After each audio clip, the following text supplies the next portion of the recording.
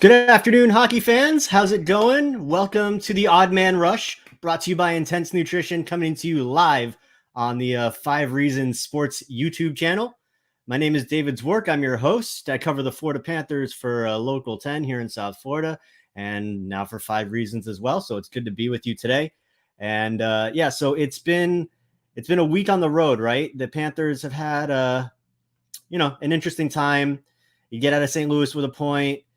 You get a win in Phoenix, which, I guess you kind of have to, right? And then in Colorado, a tough game last night, 3-2 loss. But just a tight playoff-like game. There was a lot of animosity. It was a fun one to watch for sure. Hopefully a preview of things to come, despite both teams being without some key players. But the big talk, I guess as it was last week, it still is something this week. And that's injuries, mainly because while Florida has been able to kind of maintain and continue to be one of the best teams in the league, they've still been without some key players, particularly Captain Sasha Barkov, who missed 8 games, came back for the first game of the road trip in St. Louis, did not finish that game, and has not played again since. His last shift, Barkov's, was in that game, was about midway through the third period. It was an offensive zone start. He took the face off. Didn't look like anything happened off the draw.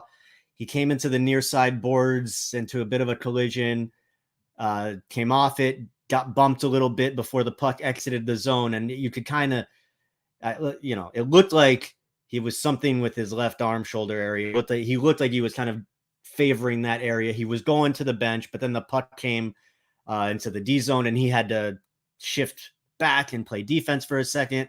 Ultimately, Bob ended up with the puck. The shift ended. Barkov skated to the bench, and that was that.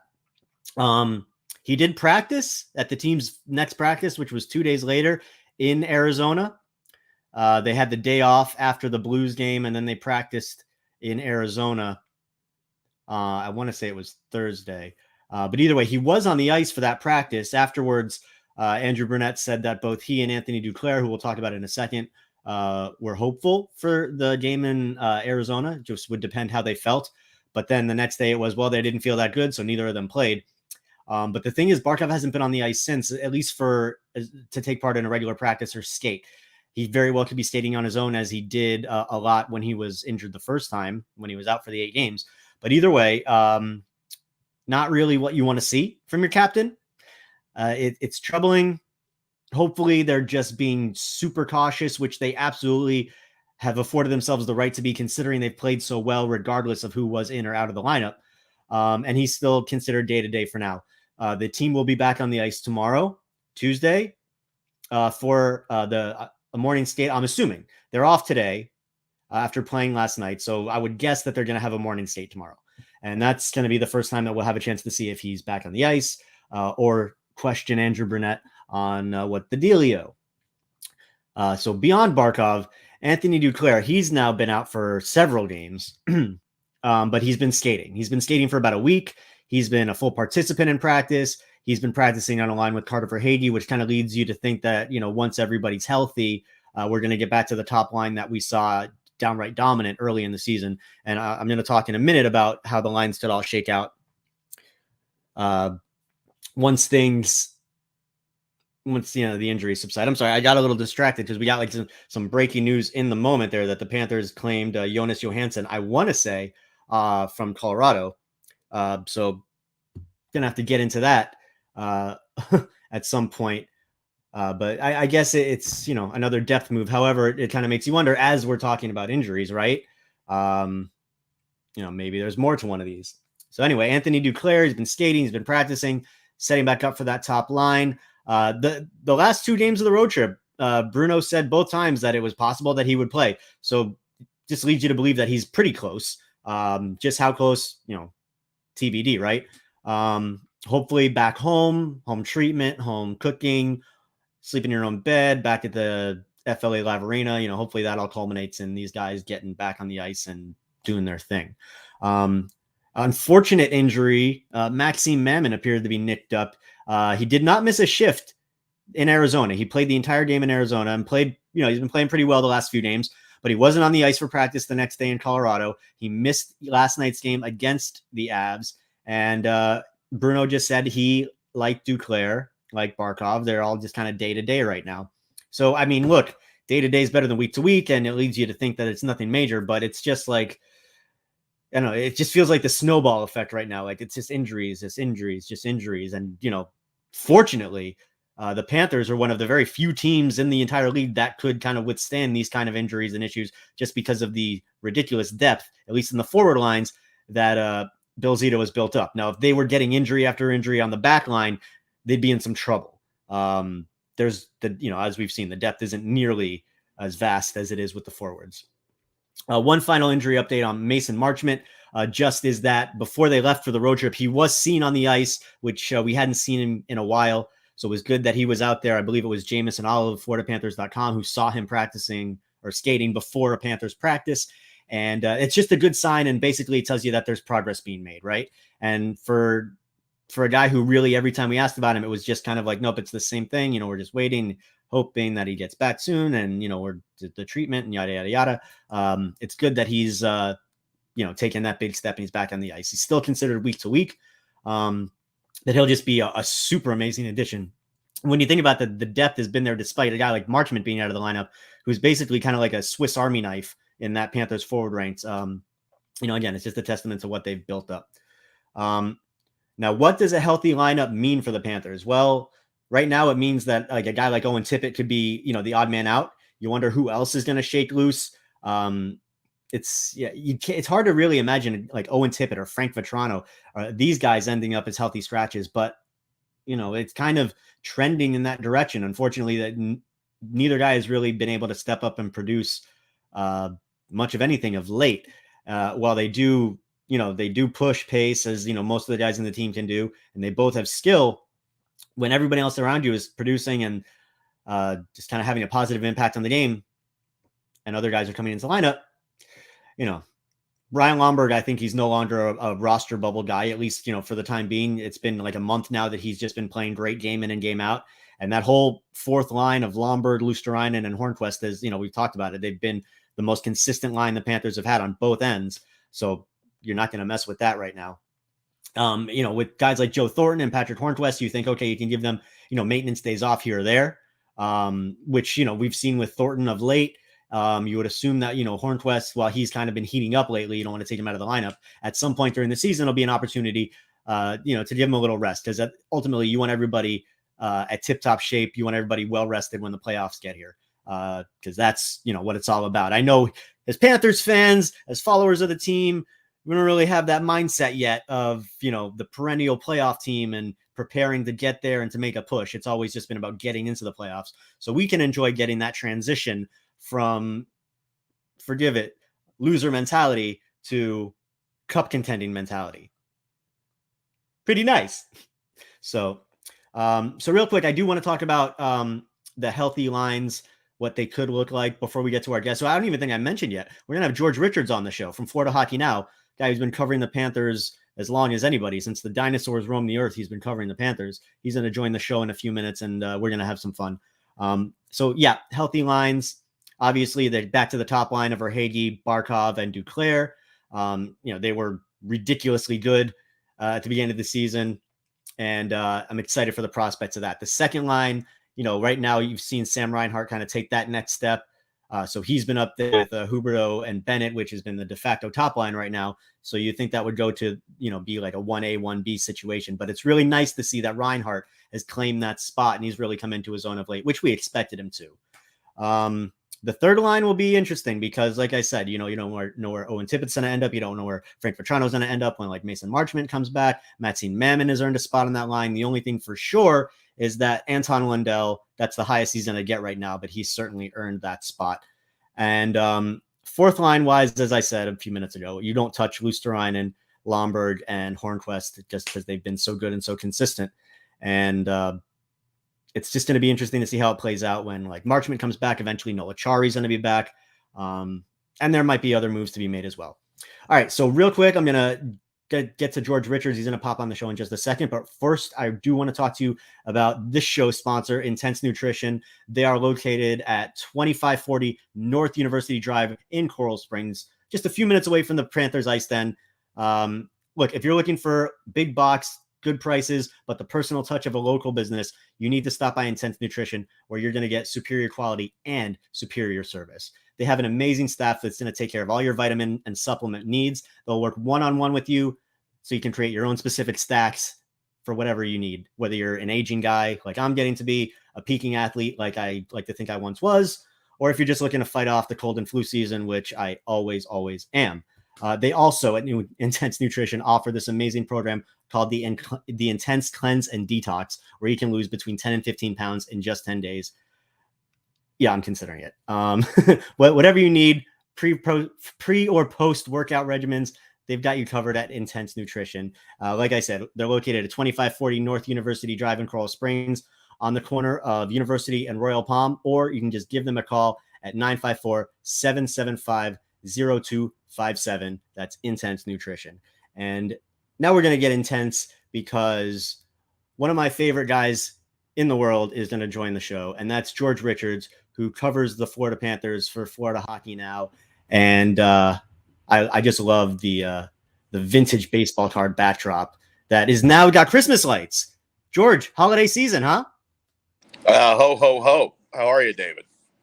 I'm doing well, George. Thank you so much for joining me today. So the first thing I want to talk about is just that despite injuries, which have really been kind of snowballing, it feels like the last 4 to 6 weeks, the team is maintaining. They're still one of the top teams in the league. They're still producing. Maybe they're not putting up 4-5 goals a game like they were, but they're still coming up with wins. And, it's nice because eventually they're going to be healthy again, right? Yeah, you would think so. I mean, we keep hearing that, Anthony Declare, you see him at practice, but he hasn't played. Sasha Barkov, he had the knee injury. Now it looks like it's upper body. We'll see what happens tomorrow with the morning skate. But, you would think. And, Mason Marchment hasn't played in a while. So, the Florida Panthers will get healthy. If you're going to have injuries like this, it's probably pretty good to have them in November, December, especially with the way this team has built up some equity in the standings and continues to win. I mean, they lost obviously in Colorado, but that was a hard-fought, good road game, I thought, for them. And now they get to come home and get healthy a little bit. They get Ottawa, they get the LA Kings, very winnable games. You have to expect at least 3 out of the 4 points, if not all 4 points out of that before they go to Minnesota, another tough road game. But, they should be getting healthy here as we get into the holiday season.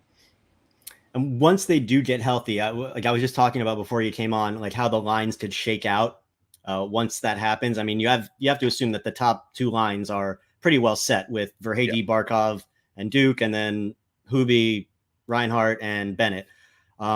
The guys who I feel like are kind of put themselves in a bubble situation that weren't there when the season started, you're talking about like an Owen Tippett and a Frank Vetrano. Only because there's only so many spots in the roster. You're not touching the fourth line the way that they've been playing. Lomberg has turned himself into an every guy player. I don't think he's a bubble guy right now.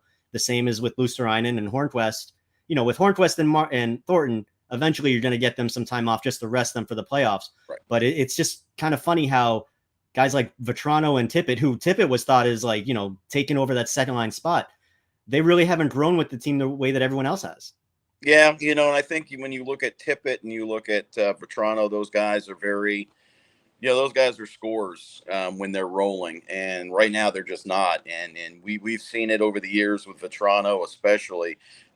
He'll go 10, 11, 12 games without getting a point, and then boom, he puts together a 6, 7, 8 game point or even a goal streak. So he is a very streaky offensive player. He still brings a lot of speed, is creating a lot of chances.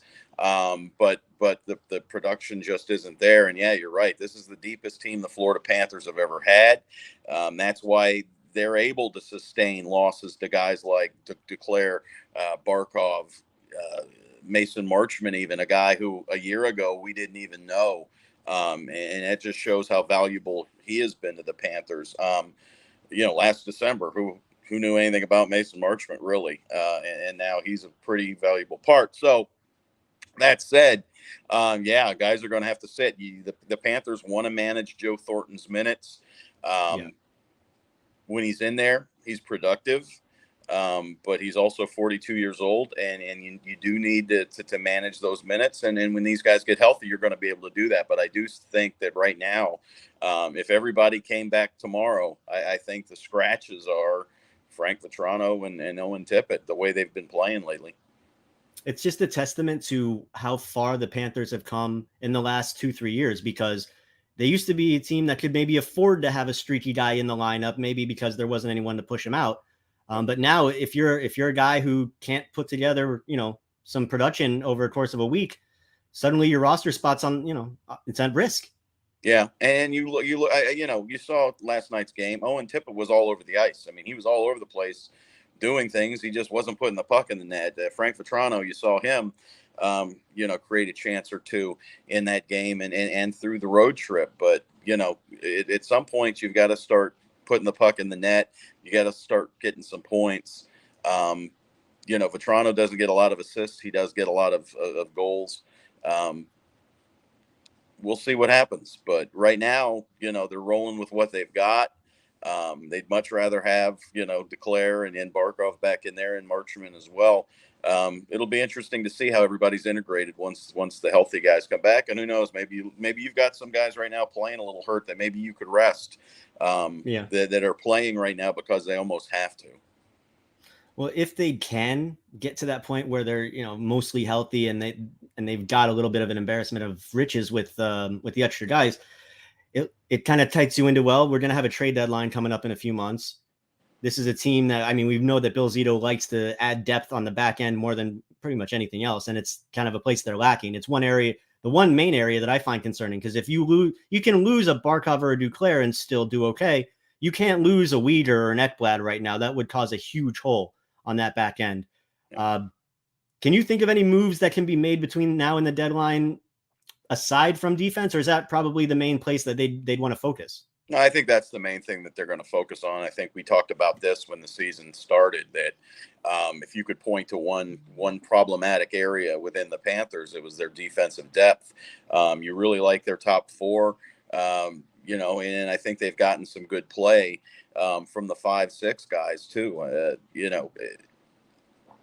They just need some defensive depth, because you look at what they've got at AHL Charlotte. Who would be the first call up right now? Kierstead, needs some probably. Seasoning. Prisky, showed, in the one game he played, and even in training camp, that maybe he deserves maybe an extended look.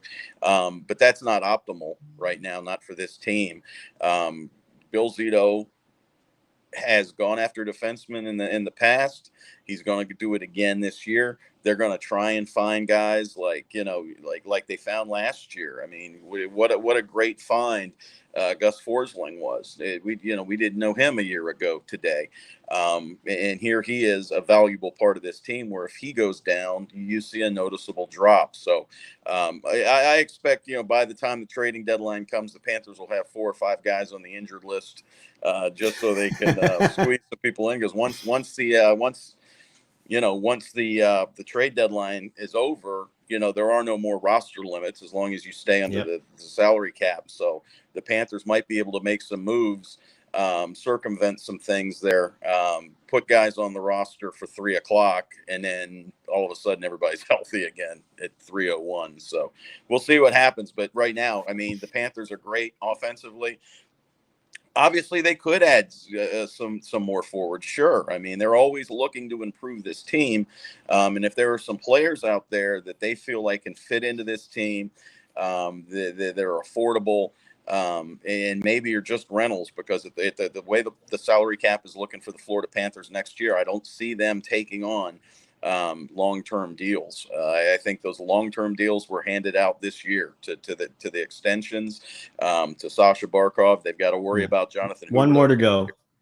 So So I don't think that they're going to be making any long-term kind of acquisitions. No, I think you're dead on that. The long term guys are already locked in, and now it's just adding those complementary pieces and filling those little holes. And look, that's an area that it certainly looks like Zito has excelled. Yeah. But of course, a lot of those guys have turned into the long term contracts. So Yeah, and you that's know, what good teams do, right? Right. I mean, you trade, you have draft picks for a reason. They are the Panthers are right now at they're the point where assets. they need to use those draft picks as chips and improve their team right now with that. Yeah, for sure. Like you could see them flipping a guy like Grigory Denisenko while his stock is still, relatively high, or picks in general. I mean, either way, you build the assets so you can win. They're in win now mode. They haven't been in win now mode in 20, 30 years, right? So it's kind of an uncharted territory, but that is absolutely where they are. They're one of a handful of teams that you could pitch as a contender for the cup. Yeah, absolutely. Right. Yep. All right. So, uh, one thing I want to talk to you about is the power play because it's something that we were drooling over in training camp when we were watching these guys practice, and it just has not come to fruition yet. I tend to lean on that they've had so many guys in and out of the lineup that they haven't been able to build that continuity. Um, but either way, it's just like you have to. Or can we still assume that it's going to get going at some point, or is there a real cause of concern here? Do you think? I think there's a cause of concern. We're way past the quarter mark, and we're still seeing the same problems with it, regardless of who's in it. I think they have a mentality of sitting too long, and we saw it last year with Carolina. The Hurricanes certainly figured out the Florida Panther power play last year, and we've seen other teams adopt Carolina's strategy against Florida to good results on their end. But yeah, I think once the Panthers get healthy, I think there's just too much talent there. I think there are some tweaks that you need to make. I'd like to see. I've been preaching this for forever. I'd like to see Mackenzie Weegar get some more opportunities. I'd like to see Gus Forsling. We know what he can do with a puck. He's done it before. I wouldn't mind seeing him in there. But again, the Panthers just have too much firepower for this power play to continue the way it is. I think they will catch fire. Um, they've done it in the past. We'll see it again. I think they were successful last year against Tampa Bay. The Lightning, obviously, in that game one, when they scored 2 or 3 right off the bat, set the tone. But the Panthers ended up having a pretty good special teams as that series rolled on. So we could see this team, put it back together.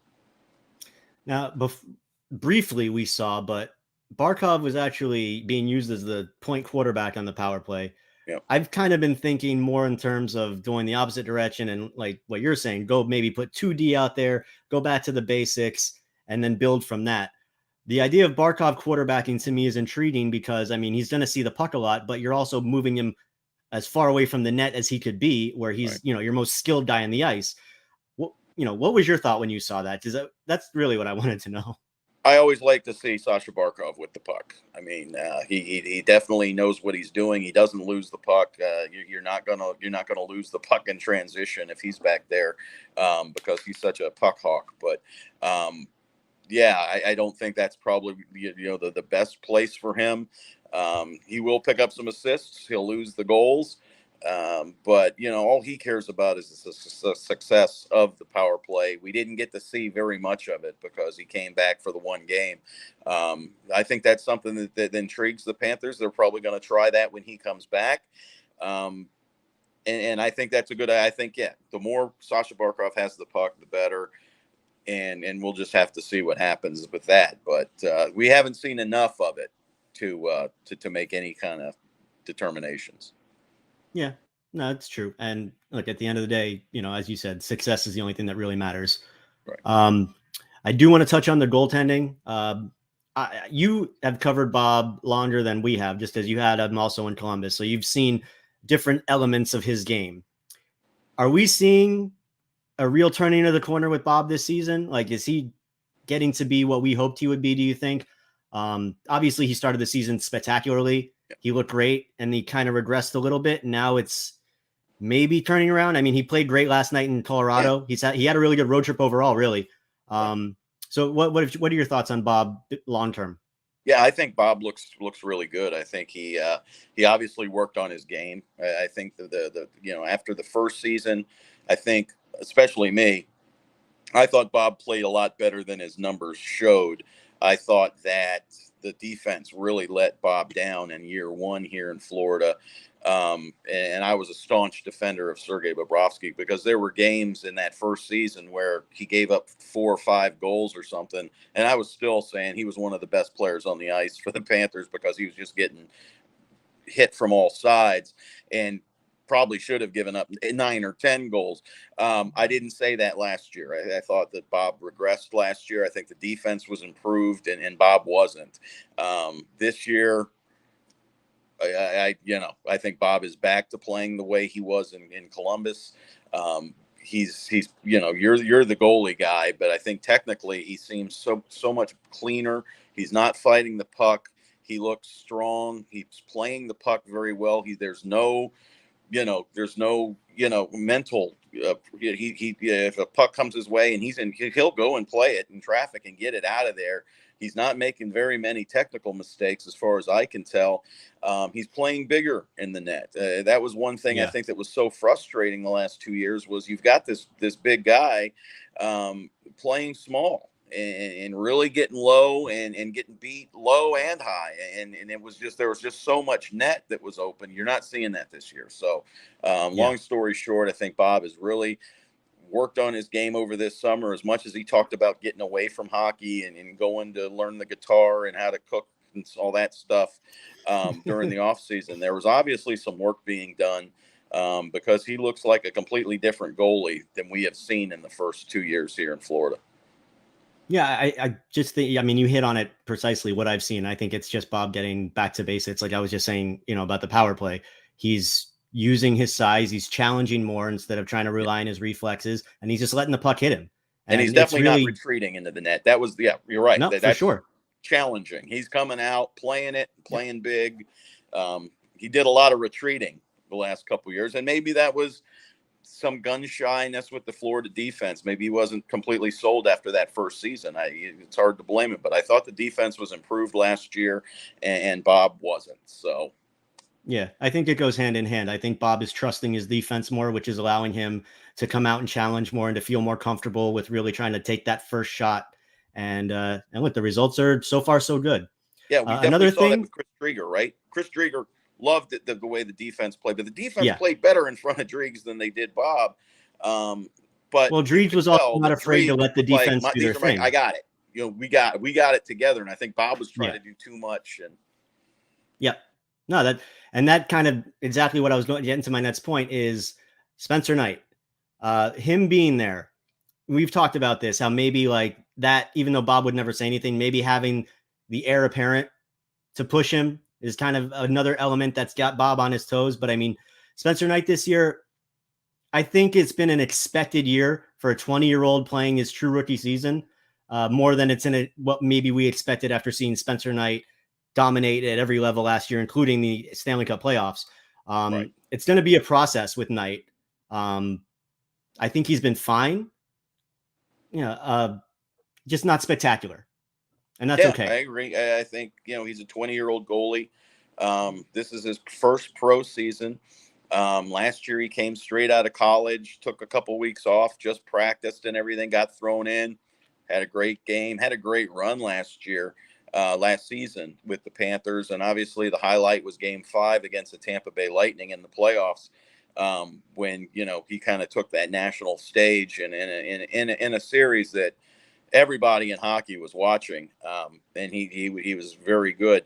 And I think that led to a lot of people saying, "Oh, Bob is done. This is Spencer Knight's team." And you had to hold on, let's see. The Panthers are going to give the workload to Bob. I mean, they said it from the get that this is, Bob's getting the workload, and then we'll see what happens. And Bob hasn't given it up. He's not, this is a guy that's being challenged for his job for the first time in his career by a young up-and-coming goalie of the future type. He never had to deal with that in Columbus.